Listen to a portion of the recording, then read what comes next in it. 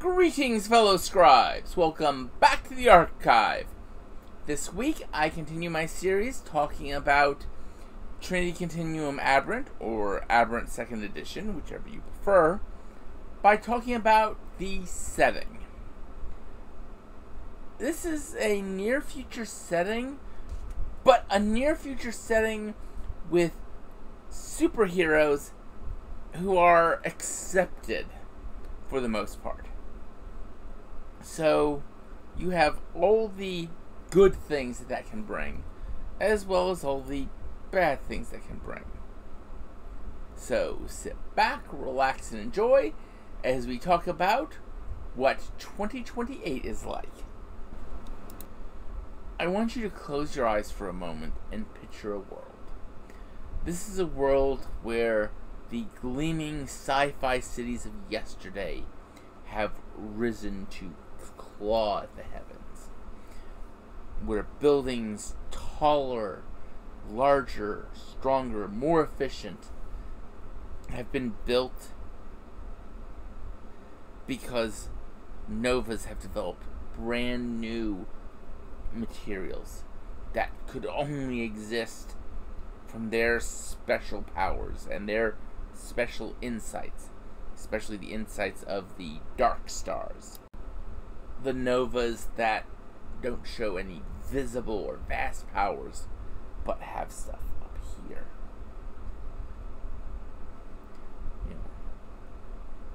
You have advancements in agriculture and food sciences, such that modern Kansas, in the modern Midwest, today, real world, can pretty much feed most of the U.S. But in this world, they can feed both North and South America.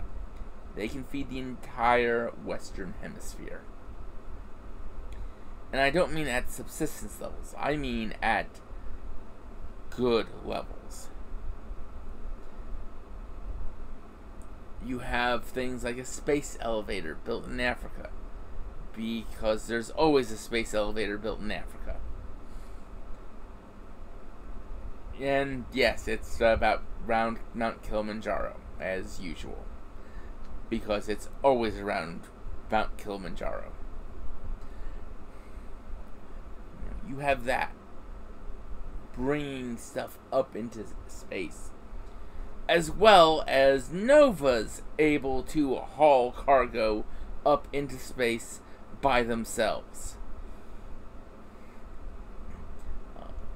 You have extrasolar colonies being developed, as well as colonies on the Moon, Mars, various other planets and planetoids and moons. You are seeing places built out in deep space that require novas with certain skill sets, certain power sets, to carry stuff out there. Because novas are what allow faster than light travel. This will be a big thing later on. But right now, it's just another part of the wonder of this age. Diseases have been cured. Not all diseases, but if it's something major, HIV, Ebola, the common cold, these are cured. Not vaccines developed, but actually cured. Thanks to novas. With regards to energy efficiency, cold fusion was a marvel. Hyperfusion is what powers the US. A handful of generators are able to cleanly and efficiently power most of the US. all the environmental damage that has been done with the help of Novas and Project Utopia's Operation Eden, much of that has been undone. Global warming has been undone. So you have the ice caps back to what they used to be. Ozone layer patched. Everything, the Amazon, lush and bountiful once again. The Sahara, oh, it's still a desert. That wasn't done by man. But that doesn't keep the Novas from trying to turn it back into a lush greenscape. Maybe they'll succeed one day. After all, there is a Project Utopia base in Africa. And yes, that is the rough what you are seeing as you go into the world. But it's more than just these utopian marvels. Because there are organizations that shape the world. These are sort of called factions, and they're very umbrella categories. Like, they have bunches of sub-organizations under them. Now, each of these organizations is in and of themselves a candidate for a in-depth video, just because, well, just the Aberrant Society itself, the sort of signature organization, has the Aberrant Society, the Neptune Foundation, the Triton Foundation, Project Proteus, and all their sub-factions and sub-organizations. So, these are all going to get a deeper look at some later point. So I'm going to just go over a brief overview of these. And we're going to start with the most well-known, the Aberrant Society. The Aberrant Society was founded in 1923 by Maxwell Mercer and a small group of close friends. Most of these people were at something called the Hammersmith experiment. This is something that will be talked about when Adventure comes out, because this relates more to that. But yes, the Aberrant Society was in that glorious time of Marvel between the two wars. And it was focusing so much on making the world a better place, because they really believed we can make the world a better place if we really try. And they tried. And this age of wonder, this age of hope, ended with the bombings of Hiroshima and Nagasaki. Because at that point, it was the unleashing of humanity's potential for annihilation. Maxwell Mercer became sort of reclusive after this, and he had his agendas, but while the world recovered from this war, that age of wonders became more mundane. You didn't have the great leaps like Lindbergh flying solo and non-stop across the Atlantic. You didn't have the first attempts to circumnavigate the globe by single pilots. You didn't have all those things that would fuel pulp novels. Which, by the way, is what the adventure setting is. And I am so looking forward to getting that in my hands. But enough talking about the previous game in the timeline. What happens is that the Aberrant Society works after the wars, especially the second half of the 20th century. It's trying to make the world a better place. And somewhere during this time, Maxwell Mercer retires from public life. And his granddaughter, Margaret Mercer, takes over the Aberrant Society. And ultimately, this is what the goal of the Aberrant Society is. They truly believe that the world can be a better place if we just try hard enough. They put themselves in the early stages of the existence of novas front and center to be the people talking about and researching them. Eventually they would develop Project Utopia, and that would take on its own life, but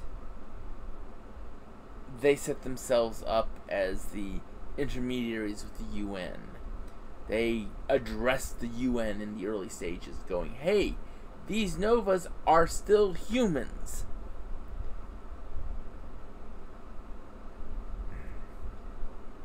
They do research. They catalog plants and animals. They go and find odd places on the world. They do charitable operations. They try to find everything that is good in the world and build it up. The fact that they are kind of manipulating things behind the scenes,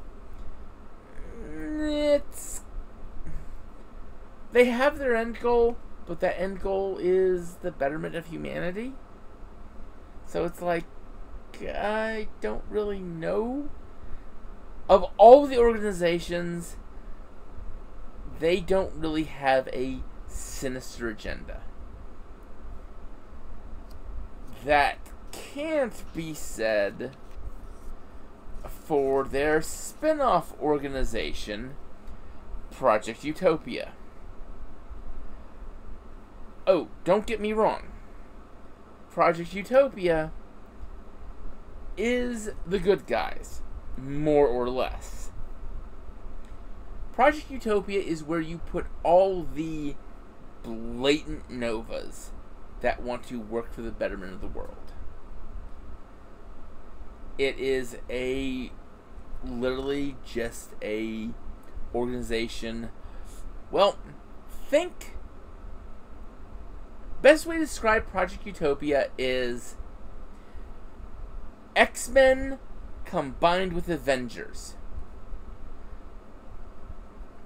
Because part of it is teaching novas how to use their powers.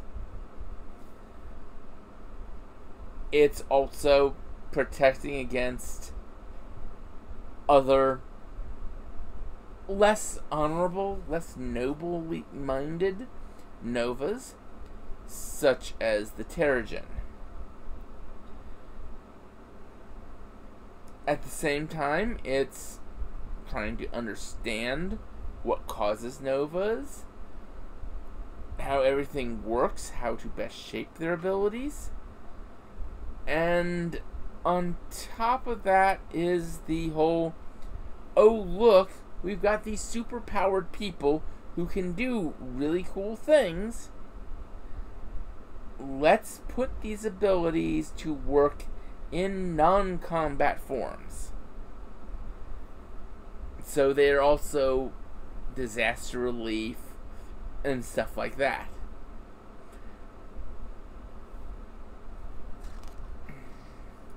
They also work with local authorities for criminal stuff, criminal investigations that, hey, I'm a Nova.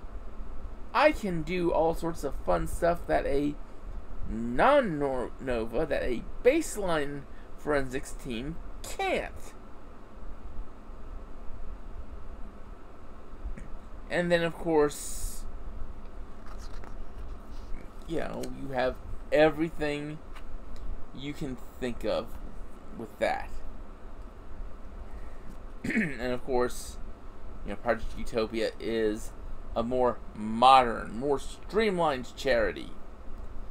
So it has its legal division, has Team Tomorrow, which is all of the stuff that the mainline open and out Novas do, while some of the other stuff like public relations, legal division, science and technology, administrative division, etc., tend to be where they put their dark stars, the non-obviously powerful Novas.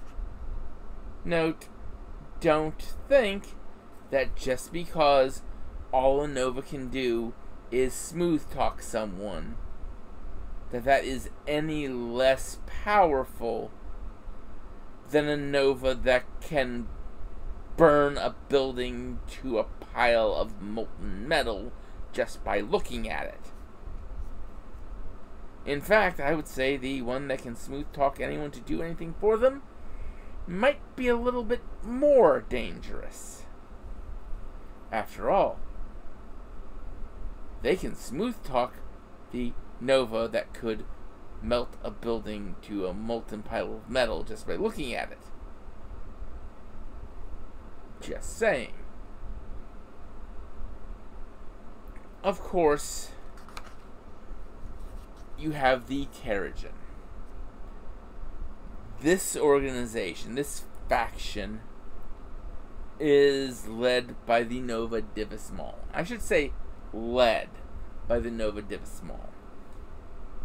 The basic philosophy of the Terrigen is Novas are better than baselines.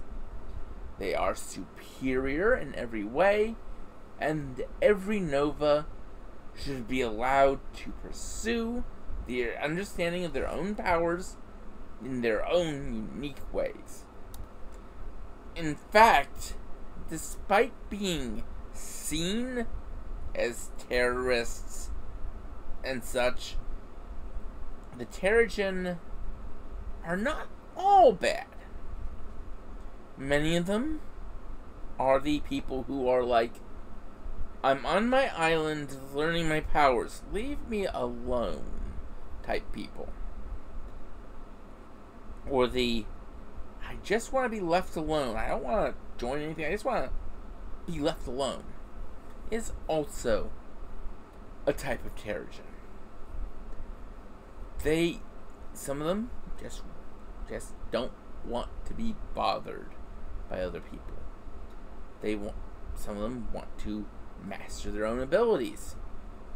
Some of them want to just stay out of the limelight. Maybe they're not really adjusting mentally to having massive superpowers, or maybe their powers are such that they feel that they are living in a world of cardboard. And they don't want to risk hurting people. And that's kind of Terrigen in a nutshell.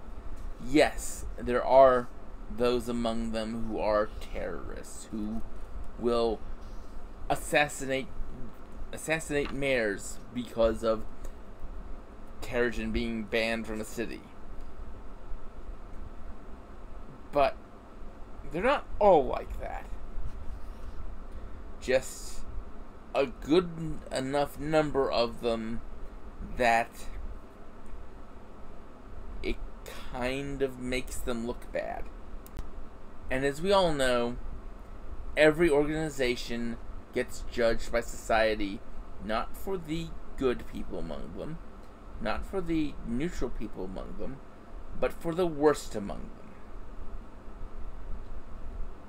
Of course, another little agency, another division, is called the Directive. So, let's put it like this. Novas react around the world. You have Project Utopia and Team Tomorrow acting like little gods across the world. You have the Terrigen and you have the elites also traveling without regard for national borders or autonomy or stuff like that. The UN isn't going to let that go unresponded to. And so the UN creates an organization called the Directive. And Directive agents are given a Greek letter and a number. These are all unique combos. The letter and number combos never get repeated. And some speculate that certain letters stand for certain things, certain jobs. Some think they're just randomly assigned. I mean, is Alpha 2 meant to be a combat person? You know, are all alphas combat? Are all epsilons covert ops? Who knows? Because this organization, the only thing that's really known about it outside of the organization itself is that it exists. It has lots of what are called inspired and talented people, syads and talents. It has a lot of dark stars in it, and it has a lot of novas who have less blatant powers. Like, it might have a nova that's a shapeshifter, but it's not going to have a nova who flies around in a cape shooting bolts of lightning out their eyes. Instead, they'll use their contacts with, like, the elites or Team Tomorrow to deal with any high-end threats. But yet, they're kind of out there monitoring novas, monitoring quantum-based tech, the technology developed by novas, and dealing with people that they can deal with. They might work with certain groups like the elites or Team Tomorrow to bring in a dangerous threat. But there's sort of a intelligence gathering covert ops force that kind of just keeps stuff that's too powerful from getting into the wrong hands, or the wrong hands getting their hands on stuff that would make them even the wronger hands. And finally, of the major factions, we have the elites. And yes, the elites are an interesting group. The first elite agency formed in 2018, with others following quickly. And the elites aren't so much a unified faction as they are an overall term. The elites are Nova mercenaries. Let's face it, a government can really use someone who can say, oh, I don't know, melt a row of tanks. At the same time, a government can really use someone who could do something like push back an incoming tide, like literally. Or, any other things you can think about. And this is the thing, elites are mercenaries, but they are not all purely combat oriented. I mean, yes, you might have an elite who hurls lightning. He might, in his group, though, have an elite who's just really strong and really good at moving metal. Big sheets, big, thick slabs of metal around. And can then weld them with her hands.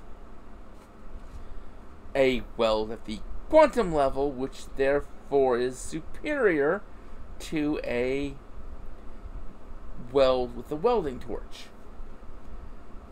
Because now these slabs of metal aren't just welded, they're actually the same sheet of metal now.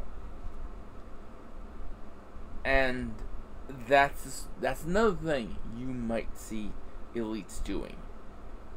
Yes, there are elite construction battalions, or at least elite construction agencies. There are elites who do combat. There are elites that do humanitarian work for pay. Disaster response for pay. Hey, you can have a mercenary unit that's a non-profit, right? And that's pretty much what the elites are. They use their powers for money.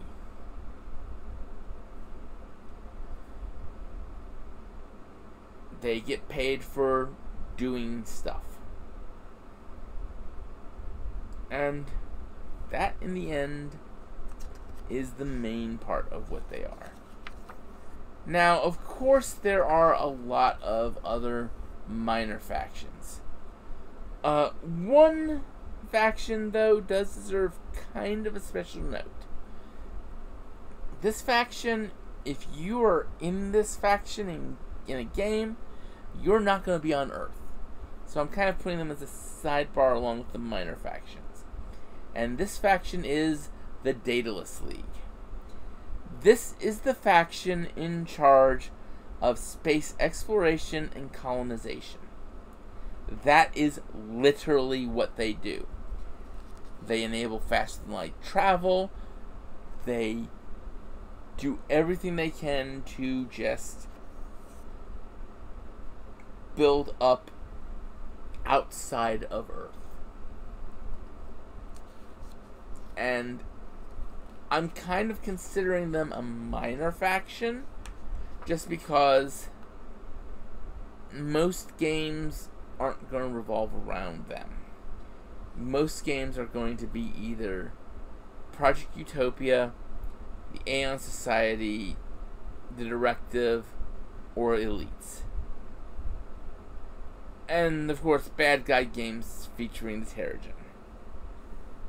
of course, there are a number of organizations still around from the Trinity Continuum Core book, which is the modern day setting.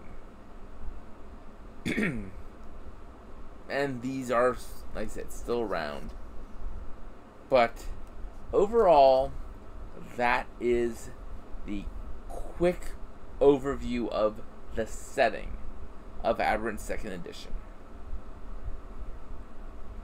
With that said, next week I will begin talking about the mechanics, going over how it utilizes the story path system and other little details like that. So until then, I'd like you all to remember to have fun and keep gaming.